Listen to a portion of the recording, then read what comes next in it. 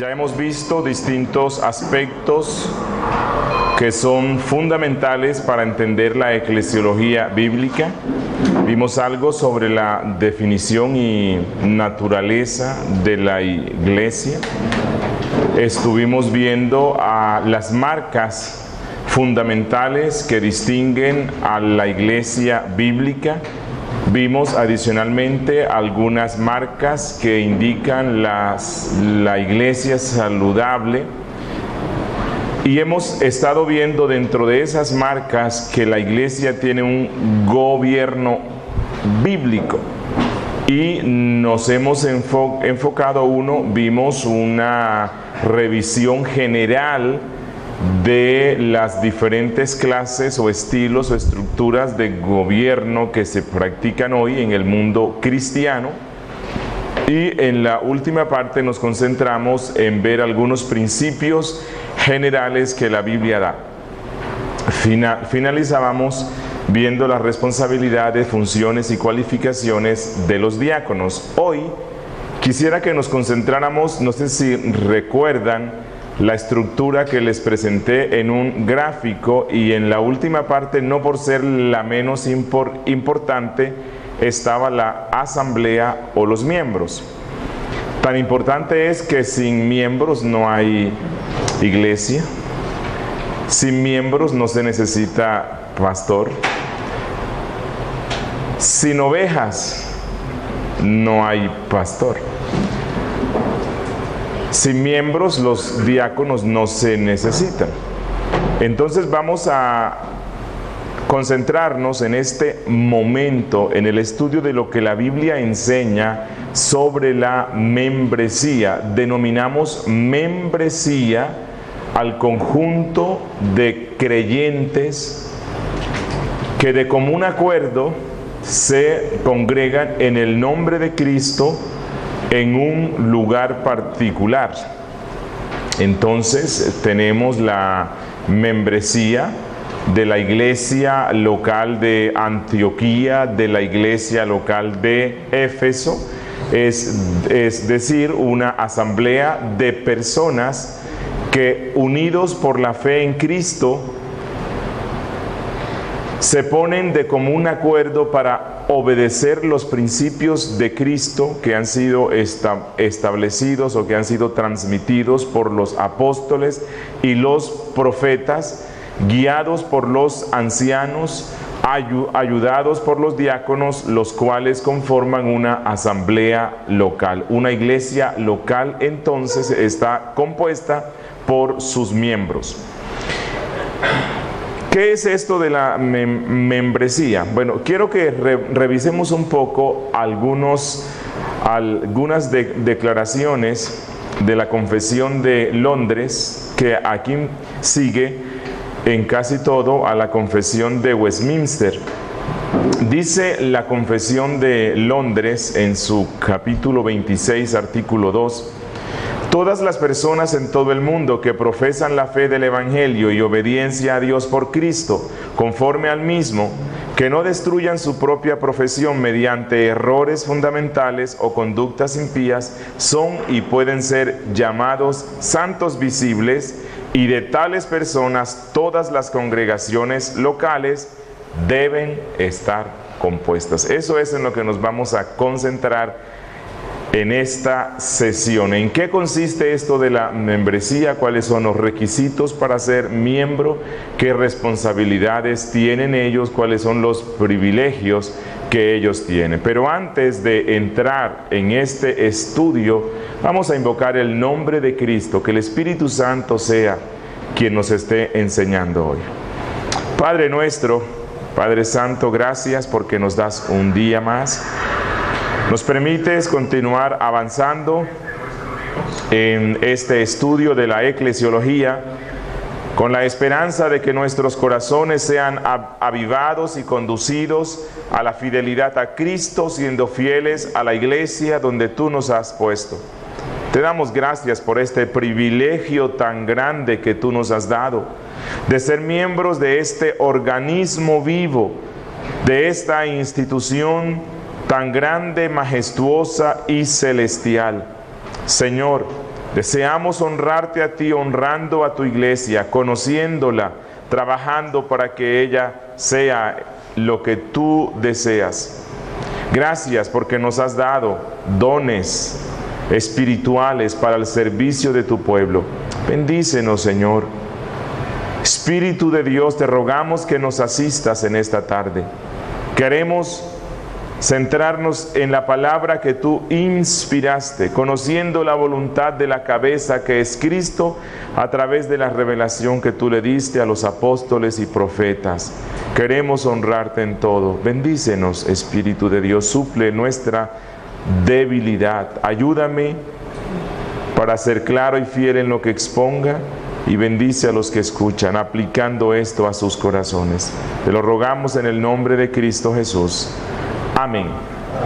Bueno, como dice la confesión de fe, todas las personas que profesan la fe en Cristo, y que esto es evidenciado porque están andando conforme al Evangelio, los cuales perseverarán en la fe hasta el fin, estos deben ser los miembros de una iglesia local. Es decir, la Biblia nos dice que la membresía de la iglesia visible debe ser una membresía de personas regeneradas. Es una membresía de personas convertidas. Y las iglesias locales pueden y deben estar compuestas por estas personas. Obviamente, dentro de la membresía de las iglesias locales hay personas que no son regeneradas, no por descuido de los pastores, no por una recepción apresurada de miembros, mas sí por nuestra incapacidad para poder determinar de una forma firme y concreta el estado de conversión de algunos. No obstante, como luego vamos a ver, es responsabilidad de los pastores y de la iglesia misma el hacer un examen honesto y lo más profundo que se pueda, con el fin de verificar el estado de conversión en el cual está una persona que pide ser miembro. Este tema de la membresía es un tema un poco descuidado hoy. En un tiempo, la mayoría, por no decir todas, las iglesias evangélicas daban una gran importancia a este tema, porque, bueno, no deseamos ser una congregación de incrédulos que se creen cristianos. No deseamos que nuestras asambleas vayan a ser perjudicadas por la presencia de personas que, llamándose cristianas, no están de acuerdo con los principios doctrinales fundamentales, y entonces las iglesias sufran a causa de esta diversidad. Y esa es una de las razones por las cuales buena parte de las iglesias evangélicas hasta hace cierto tiempo tomaba muy en serio esto de la membresía. No recibían a cualquiera simplemente porque dice: yo quiero ser miembro aquí, y entonces venga y lo recibimos, sino que esto era un proceso en el cual se verificaban varias cosas. Lastimosamente, el gran deseo de tener congregaciones grandes y toda esta competencia que hay hoy, donde los pastores quieren ser conocidos como los que tienen mega iglesias y no quieren poner obstáculos para que nadie llegue o entre a la iglesia, entonces las puertas de la misma se abren a todo el mundo, a todo el que quiera ir, y se ha suprimido este concepto y esta práctica de la membresía. Realmente es como si no existieran miembros, sino asistentes que van, que llevan sus diezmos, pero que no implica una responsabilidad doctrinal o una unidad en la fe y otras responsabilidades más. O en el peor de los casos simplemente es cualquiera va, cualquiera se congrega, simplemente por el hecho de congregarse ya puede participar de las responsabilidades eclesiásticas de algunas y especialmente dar los recursos. Y si es alguien que da buenos recursos, tiene un apellido tal vez prestigioso, habla bien y estudió esto y esto otro, entonces el pastor no ve inconveniente en que él asuma ciertas responsabilidades sin que previamente haya un proceso de membresía. La membresía es un concepto bíblico. Ya hemos visto este texto en Hechos.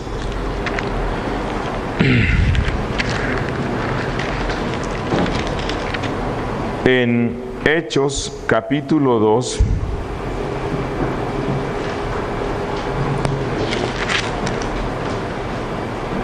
En el verso 41 dice: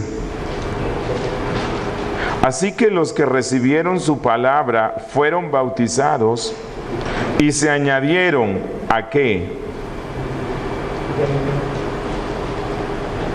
Se añadieron aquel día como 3,000 personas. ¿A dónde? A la iglesia local de Jerusalén. La iglesia de Jerusalén llevaba una cuenta de sus miembros. Ellos podían dar un número de sus miembros. No simplemente es, asisten los que quieran asistir. No, ellos llevaban una lista y un control de todos los miembros. ¿Por qué razón? Bueno, y en el verso 47 dice: alabando a Dios y teniendo favor con todo el pueblo, y el Señor añadía cada día a la iglesia los que habían de ser salvos. Ellos tenían un listado y ellos podían decir, bueno, ya somos 3,000 más. La membresía eclesiástica implica que la iglesia, que los oficiales y todos los miembros allí conocen quiénes son sus miembros. ¿Cuántos miembros hay? Puede disciplinar a sus miembros porque ellos han hecho un pacto con esta iglesia y ellos voluntariamente han decidido andar en conformidad con los principios que la iglesia local cree que son los principios bíblicos. Una membresía implica que hay unidad en lo que se cree. Una membresía implica que hay un pacto, hay un compromiso donde todos van a caminar juntos de acuerdo a los mismos principios. Una membresía implica que todos van a luchar para el avance del reino sosteniendo a la iglesia local. Una membresía implica que dentro de ellos mismos el Señor levantará a unos como ancianos, a otros como diáconos, a unos como predicadores y el resto de los dones que el Espíritu Santo dé, que la iglesia los va a reconocer, que la membresía se somete voluntariamente a la autoridad espiritual de los ancianos y que la membresía misma se responsabiliza a sostener el avance del reino en esta congregación. El artículo 28 de la Confesión de Londres, hablando sobre la membresía, dice esto: creemos toda vez que esta santa congregación es una reunión de los que son salvos, y que fuera de esta asamblea, que es la iglesia universal, no hay salvación. que nadie de cualquier condición o cualidad que sea debe permanecer aislado para valerse por su propia persona. Ya hemos conversado algo sobre este tema. Un cristiano solo, un cristiano llanero solitario es un absurdo. O sea, no ha entendido bien qué es esto de la conversión. Dios nos llama siempre a la comunidad. Dice, sino que todos están obligados a ella y reunirse con ella, manteniendo la unidad de la iglesia, sometiéndose a su enseñanza y disciplina, inclinándose bajo el yugo de Jesucristo y sirviendo a la edificación de los hermanos según los dones que Dios les ha otorgado, como miembros entre sí de un mismo cuerpo. Para que esto se pudiera observar mejor, es deber de todos los creyentes, según la palabra de Dios, separarse de aquellos que no son de la iglesia y unirse a esta congregación en cualquier lugar donde Dios la haya establecido, aun en el caso que los magistrados y los edictos de los príncipes estuviesen en contra de ello y que la muerte o algún otro tipo corporal pendiese de eso mismo. Por lo tanto, todos aquellos que se separan de la iglesia o que no se unen a la misma, obran contra lo establecido por Dios. Recordemos algo que ya hemos dicho. Algunos dicen, lo importante es estar unidos a la iglesia invisible y universal de Cristo. Pero, ¿cómo sabe alguien que está unido a la iglesia universal e invisible de Cristo si mediante la fe y sometiéndose a lo que Cristo mismo dijo, el que creyere sea bautizado, es decir, uniéndose por medio de la fe en Cristo y de este testimonio externo que se llama el bautismo a una iglesia visible, local? ¿Cómo la persona podrá tener la seguridad de, si no ha hecho eso, de que realmente forma parte de la iglesia universal de Cristo? Entonces, que nuestras mentes no nos engañen. Creo que pasó algo acá. Que nuestras mentes, que nuestros criterios carnales humanos y que ciertas filosofías antieclesiásticas no nos engañen. La Iglesia Universal de Cristo e invisible está compuesta y se expresa únicamente por medio de iglesias locales visibles. Y todos los que forman parte de la Iglesia Universal e invisible de Cristo necesariamente deben estar y deben ser vistos en las iglesias locales visibles. Actuar en contra de este principio es ir en contra de lo que la Biblia dice. Cuando Cristo dice, vayan por todas las naciones haciendo discípulos, bautizándolos en el nombre del Dios Trino y enseñándoles que guarden todas estas cosas, es decir, toda la doctrina, ¿a quién Jesús le está dando esa misión? A la iglesia. ¿A cuál iglesia? A las iglesias que se pueden ver, no a la que no se puede ver. A las iglesias que se pueden ver, es decir, a las iglesias locales. Por lo tanto, si alguien es convertido y es bautizado, este bautismo no se puede dar por fuera del contexto de una iglesia local. Y este bautismo implica que luego esa persona va a ser recibido como miembro. El bautismo, como luego vamos a ver, me identifica con que yo he sido bautizado por el Espíritu Santo a la iglesia universal e invisible de Cristo, pero a la misma vez me identifica como un miembro más de esa iglesia local en la cual estoy siendo bautizado. Vamos a ver un poco a la luz de lo que la Biblia dice, cuáles son los requisitos para la membresía. Requisitos para ser miembros en una iglesia local. Bueno, en la Biblia se nos mencionan tres, o encontramos principios para estos tres requisitos para que alguien pueda ser recibido como miembro. Primero, hay un requisito espiritual. Segundo, hay un requisito ceremonial.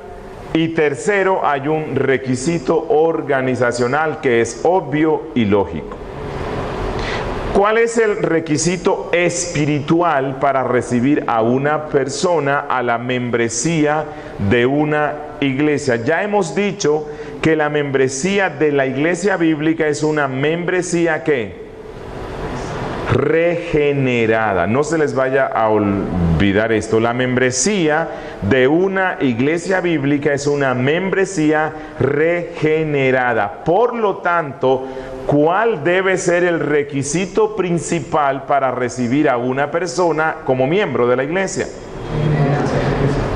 Que haya sido regenerado. ¿Y cómo sabe uno esto?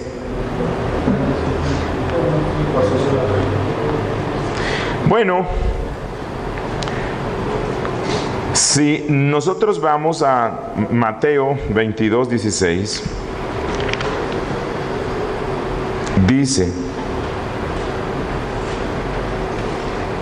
y le enviaron los discípulos de ellos con los herodianos, diciendo: Maestro, sabemos que eres amante de la verdad, y que enseñas con verdad el camino de Dios, y que no te cuidas de nadie, porque no miras la apariencia de los hombres.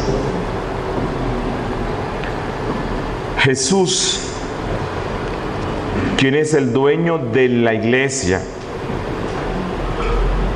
quien dio su vida para que muchos fuesen salvados y unidos a su cuerpo, que es la iglesia, Él conoce la condición espiritual de cada hombre.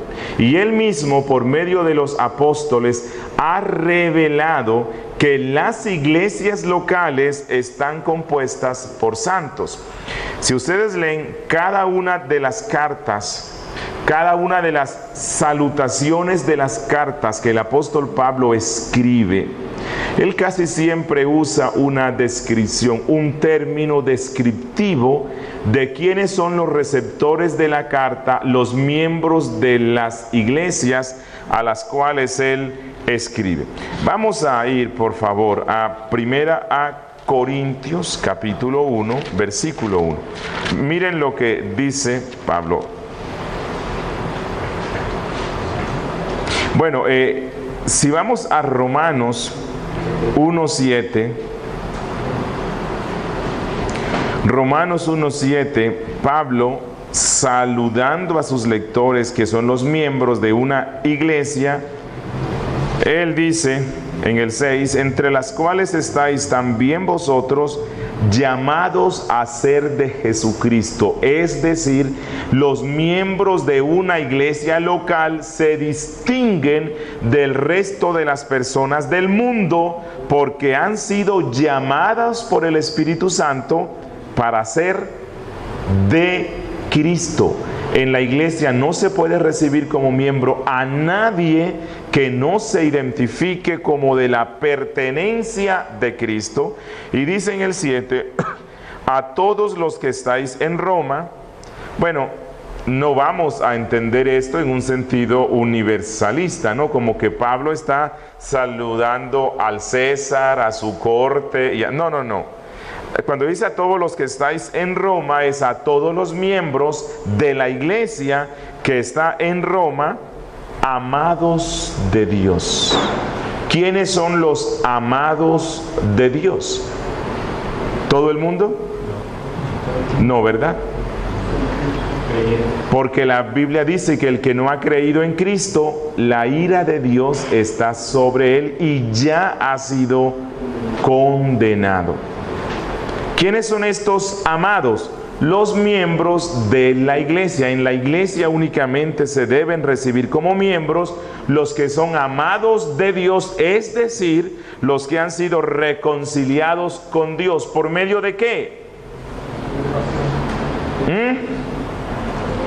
¿Qué es lo que nos reconcilia con Dios? La única cosa. Por medio de la muerte de Jesucristo. Llamados a ser santos. Nadie debe estar como miembro en la iglesia de Cristo si no tiene la convicción de que ha sido llamado por Dios para ser santo. ¿Y qué significa santo? Apartado. ¿Apartado de qué? Del mundo. Entonces, la membresía de una iglesia local está compuesto por aquellos que le pertenecen a Cristo, que son amados de Dios y que tienen la convicción de que han sido llamados para ser santos. Si dentro de la iglesia se recibe a una persona como miembro, que piensa que Dios le ama mucho y que es salvo, pero no es consciente de la vocación que tiene de ser santo, este va a ser un problema para la iglesia local. Vamos a ir a 1 Corintios, capítulo 1, versículo 2. Esta es otra salutación de Pablo. Pablo dice que le escribe a la eclesía o a la asamblea de Dios que está en Corinto, es decir, a este grupo de personas que de común acuerdo se unieron para todos juntos seguir a Cristo. Eso es lo que es una iglesia local. No se les olvide, un grupo de personas creyentes que de común acuerdo se reúnen para seguir los principios de Cristo. Dice, a los santificados en Cristo Jesús. ¿Podrá alguien ser santificado por Cristo y no ser convertido? No. Así que Pablo dice que la iglesia local de Corinto principalmente estaba compuesto por los que han sido santificados por Cristo. Debieran serlo todos, pero a causa de que es muy fácil imitar algunos dones e incluso algunos frutos del Espíritu, pero no se imitarán para siempre. Algún día saldrá a la luz que eran imitaciones, y a causa de la imperfección de los pastores, en muchas ocasiones se nos introducen algunos Judas y algunos Demas. Llamados a ser santos con todos los que en cualquier lugar invocan el nombre de nuestro Señor Jesucristo, Señor de ellos. Una iglesia está compuesta por personas que han sido llamados por Cristo, santificados por Cristo y reconocen el señorío de Cristo. Segunda a Corintios.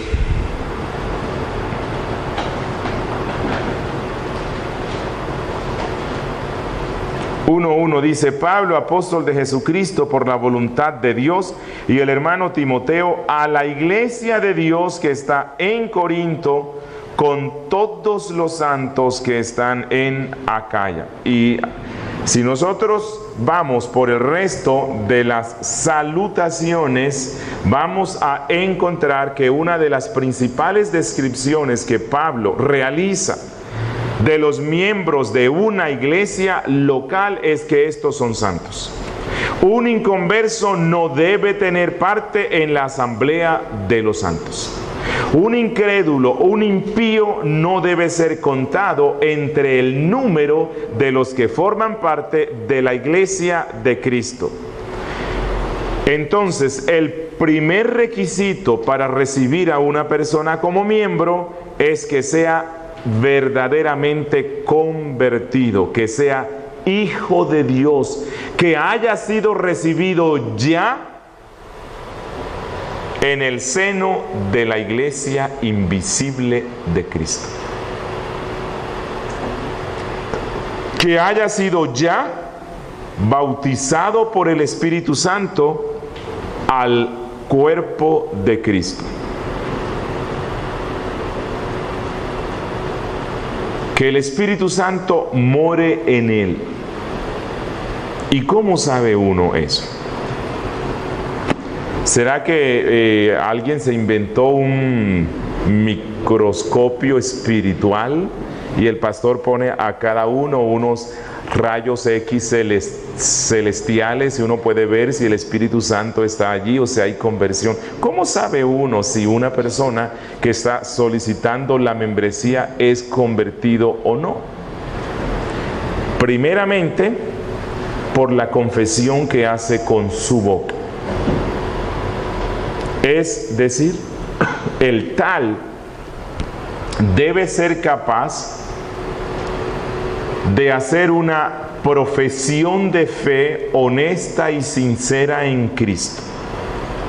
Es alguien que de una forma honesta y con clara comprensión ha expresado depositar su fe y su confianza en Cristo como el único medio de salvación. No es que lo vamos a poner a repetir una oración, pero hay que preguntarle: ¿qué es lo que tú crees sobre ti mismo? ¿Qué es lo que crees sobre tu situación espiritual? ¿Qué es lo que crees sobre Cristo? ¿Has venido a Cristo? Y esta profesión de fe, verbal o escrita, porque puede que alguien no tenga la capacidad de hablar, ¿no? Pero hay que preguntarle, hay que tener la certeza de que él sí tiene esta convicción en Cristo como su Salvador. Debe estar dispuesto a seguir a Cristo, las directrices de Cristo. 2. Otro requisito para recibir a una persona como miembro es el bautismo, el cual es el requisito ceremonial. Ya hemos visto: 1 es espiritual, verdadera conversión. 2, un requisito ceremonial, es decir, el bautismo. El bautismo marca el inicio o la introducción de una persona a la iglesia local. Ya hemos visto en Hechos 2 que las personas que depositaban su fe en Cristo lo hacían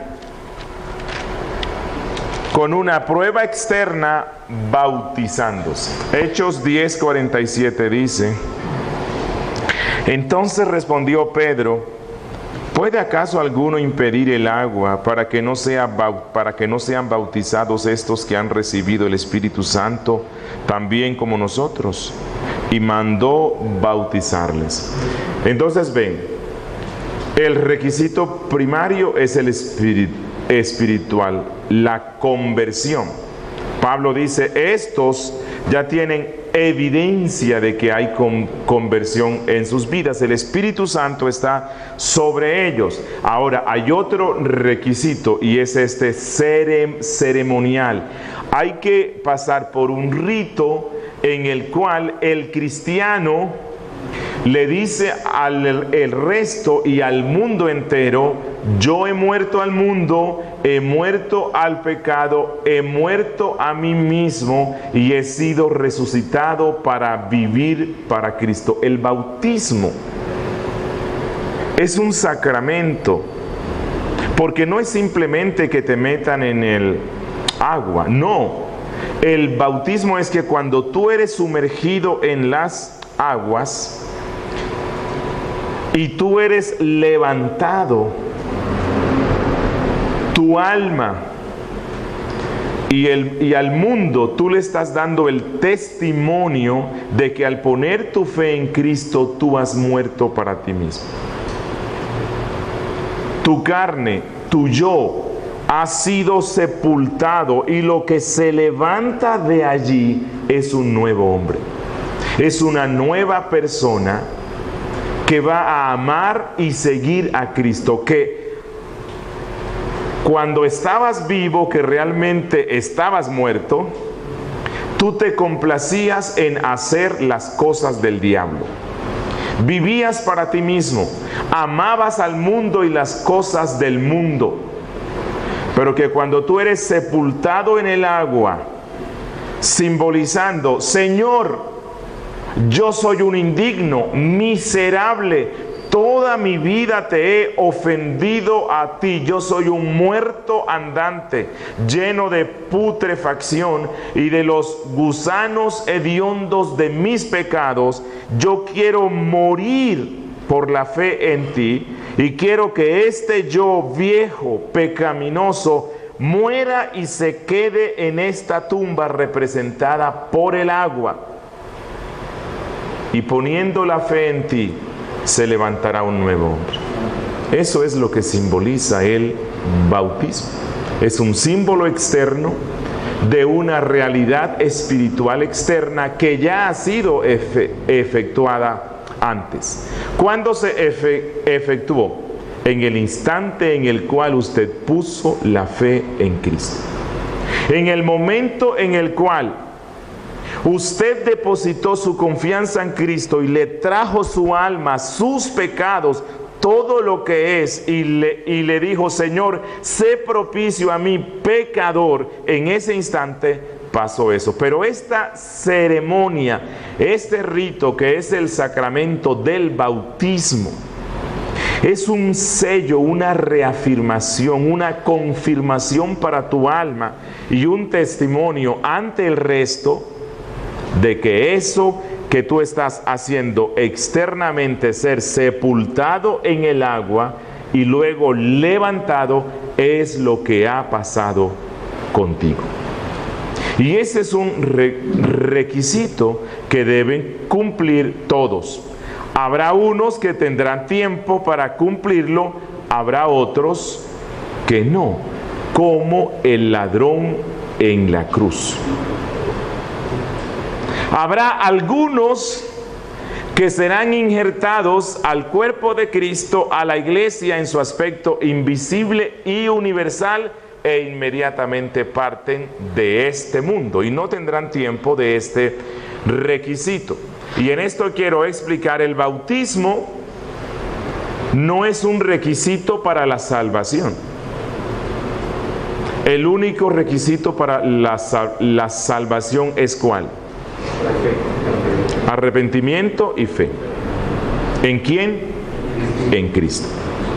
Pero el bautismo es un requisito que se le pide a todo aquel que se identifique como creyente para que sea unido visiblemente a la iglesia local visible, que es una representación de la iglesia en su aspecto universal e invisible.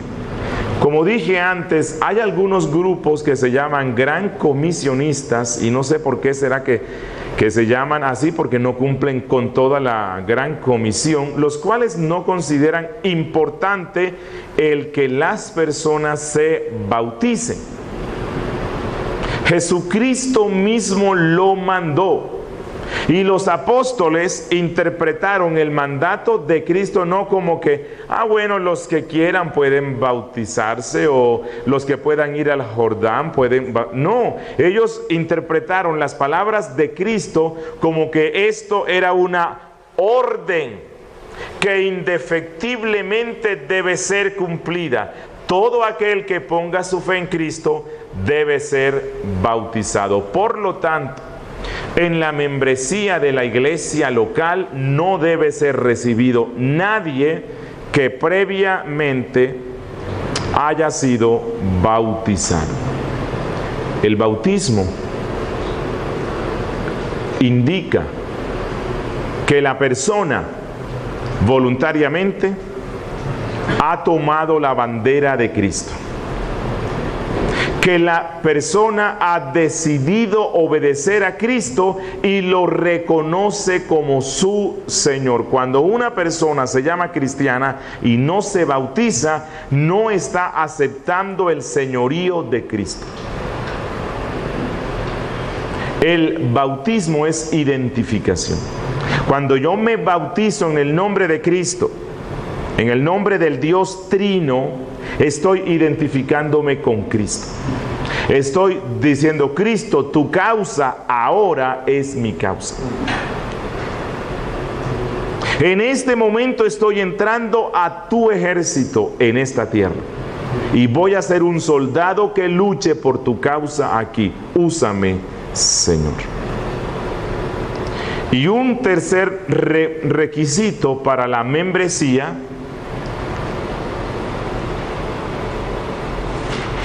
el cual es un requisito organizacional y que es lógico y se desprende de todos esos textos en los cuales la Biblia dice que la iglesia está unida porque tiene una misma fe.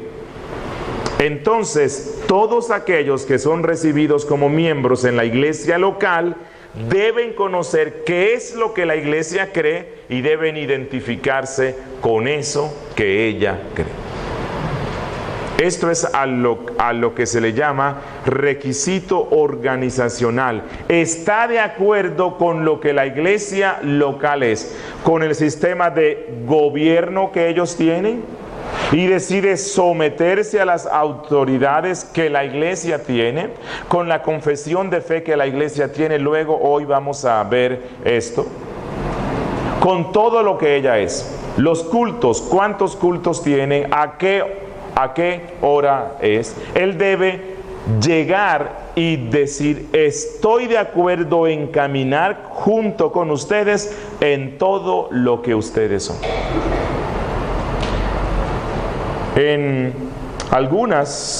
muchas congregaciones reformadas, cuando alguien va a ser recibido como miembro, debe firmar lo que se llama el pacto de la iglesia. Y el pacto es un compromiso ante el resto de los miembros que este nuevo miembro está haciendo, donde él dice: me uno organizacionalmente con ustedes. Comparto todas las políticas que ustedes tienen. No es algo así como: ok, sí, yo sí, está bien, voy a ser recibido como miembro, quiero ser miembro, pero yo no reconozco como pastor a uno de los tres que están ahí. Es que no me cae bien. Bueno, no puede ser recibido como miembro. No, es que no estoy de acuerdo que las ofrendas que se recogen sean administradas por una junta o por los diáconos. No, yo no estoy de acuerdo con eso. Bueno, si no está de acuerdo con ese tema, no puede ser recibido como miembro. No, es que ustedes tienen en la semana solamente tienen 2 cultos y yo quisiera que fueran 5, así que a mí no me agrada eso. Bueno, no puede ser recibido como miembro. Es que ustedes tienen 3 cultos y yo no quiero sino solamente ir a un culto. Yo creo que solamente debe haber un culto. Bueno, no puede ser recibido como miembro. ¿Por qué? Porque no hay un acuerdo organizacional. Él no está en armonía con lo que ese cuerpo local es. Ya voy a terminar. La Confesión de Londres, en el capítulo 26, artículo 6, hablando sobre este tema, dice: los miembros de estas iglesias son santos por su llamamiento y en una forma visible manifiestan y evidencian por su profesión de fe y su conducta su obediencia al llamamiento de Cristo. Y escuchen lo que sigue: y voluntariamente. Nadie puede ser forzado a hacerse miembro de una iglesia local. Pero si alguien no se quiere hacer miembro, lo vamos a exhortar y le vamos a decir: estás en contra de la voluntad de aquel que tú dices que sigues. y voluntariamente acuerdan andar juntos conforme al designio de Cristo, dándose a sí mismos al Señor y mutuamente. Hay un acuerdo organizacional por la voluntad de Dios, profesando sujeción a los preceptos del Evangelio. Y esto significa que la iglesia tendrá una confesión de fe, porque si no, ¿cómo pueden recibir a un miembro? ¿Cómo un miembro sabe qué es lo que ellos creen? ¿O será que basta simplemente con que diga, no, aquí se cree lo que la Biblia dice? ¿Por qué no es suficiente decirlo? Porque los testigos de Jehová también dicen lo mismo. Los testigos de Jehová, los mormones, los adventistas y las sectas dicen, aquí únicamente creemos lo que la Biblia dice. Pero si compara lo que ellos creen con lo que nosotros profesamos, es totalmente distinto. Así que se necesita que la iglesia, como parte de su proceso para recibir a un miembro, tenga una confesión de fe, se la muestre y se la explique y le pregunten, ¿usted cree esto? Ah, sí, creo un 80% de lo que ustedes creen. Bueno, no puede ser recibido como miembro. Él no crecerá y afectará a la congregación porque él no se identifica con lo que ellos creen.